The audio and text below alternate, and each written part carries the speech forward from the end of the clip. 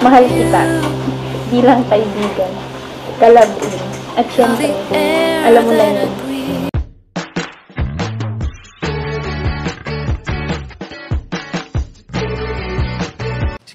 Si Kuya Jens, ano yun, reactor natin yan.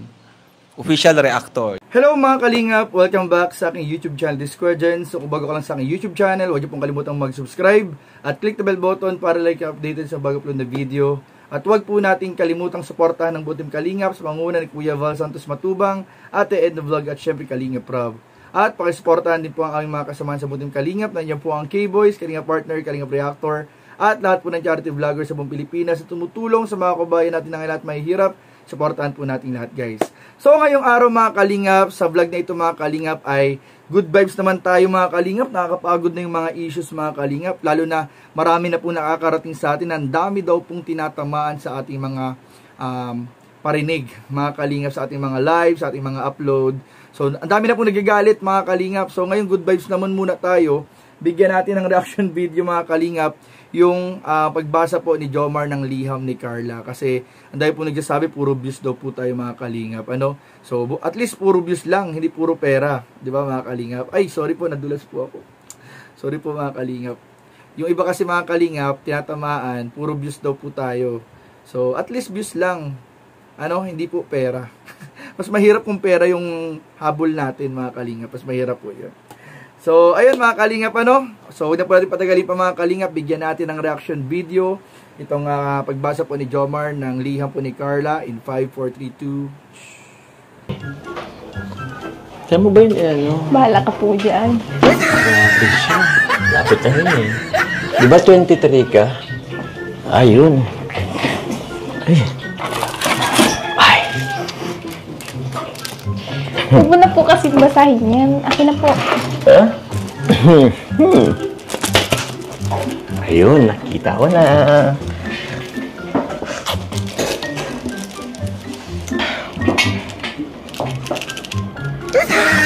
Ito yun. Nabasa ko na.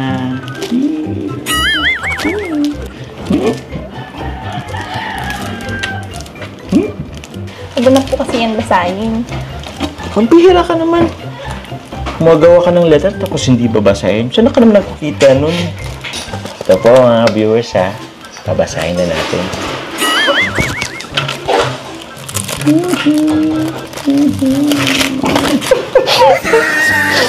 Okay na. Huwag na kasi po. Bakit? Nag-select ka pa ng letters tapos di pa basahin. Saan ka nakikita nun? Akin na kasi. Isa. Akin na kasi. Lapitan kita. Akin na. Sa akin na siya. Akin na kasi. Ay, nako. Ayaw pang i-ano. Akin na. Isa. Gusto mo yakapin kita. Akin na kasi. Akin na kasi. Nako. Paano pa talaga eh? Ayaw mo talagang magbigay? Ha? Ano? Ay, palikan kita. Akin na. Isa. Akin na. Ano? Pag di nabigay, halikan kita. Isa. Dalawa. Ang di mo ibibigay sa akin? Halikan kita. Dalawat kalahati.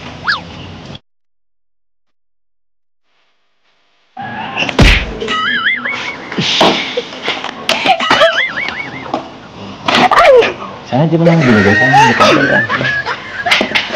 Akin na nga po. Akin na nga. Anong gagawin mo dito? Babasahin na nga natin. Gumagawa ka ng liyan tapos di pala babasahin. Ano yun? Kala ko pa naman makaisa na ako sa labi.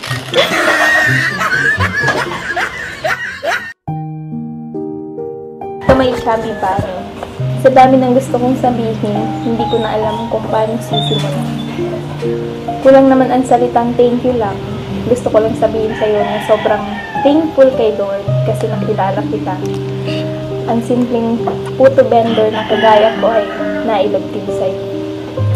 Sorry kasi may mga times na binabaliwala kita.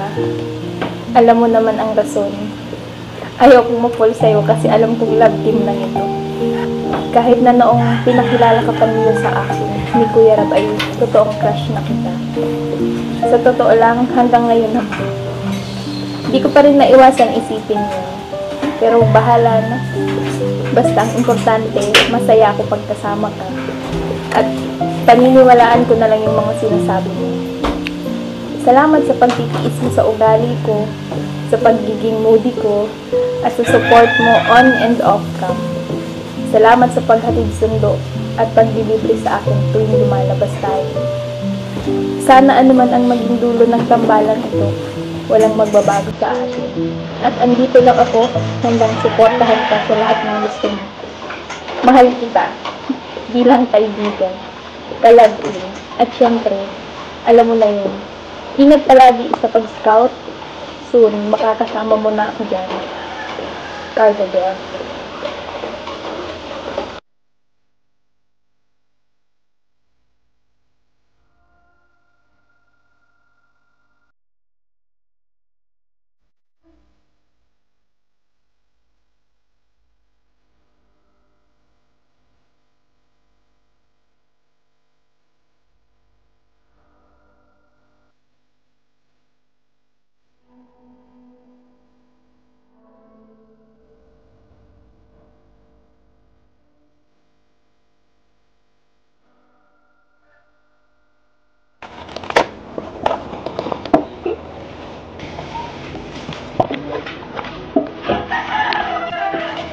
Kasi naman itong sulat mo sa akin.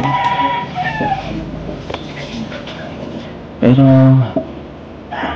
salamat. Salamat sa pag-appreciate. Actually, kulang pa nga yun eh. Yung lahat ng effort ko. Para sa isang patulad mo. Sabi ko po sa inyo, huwag niyo po basahin. Makakaya po tuloy. Okay lang, please. At least alam ko kung bakit. Grabe mga kalingap. Noon pa pala, hindi pa nangyayari yung birthday ni Carla, ay iniligay na po ni Carla sa kanyang sulat na mahal po niya si Jomar.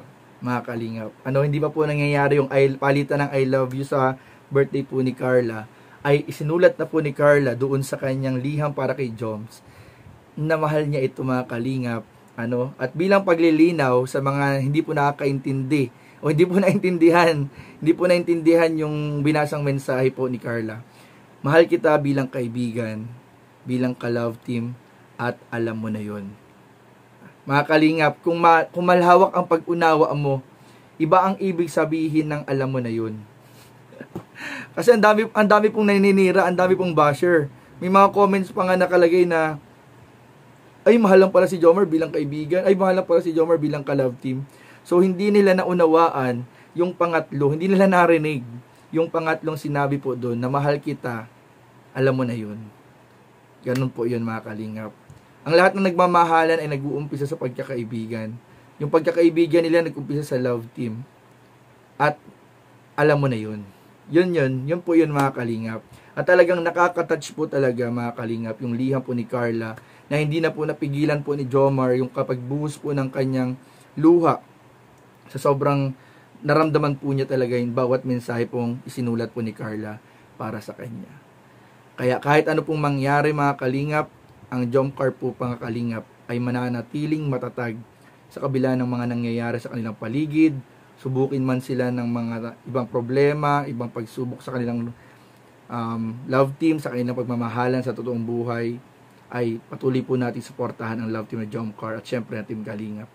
Huwag po natin silang iiwan, kaya mag-ingat po tayong lahat mga kalingap. So yun lamang po at maraming po salamat sa inyong panonood. Please don't forget to like, comment, share, and subscribe sa ating mga video. Maraming po salamat. God bless. Bye-bye.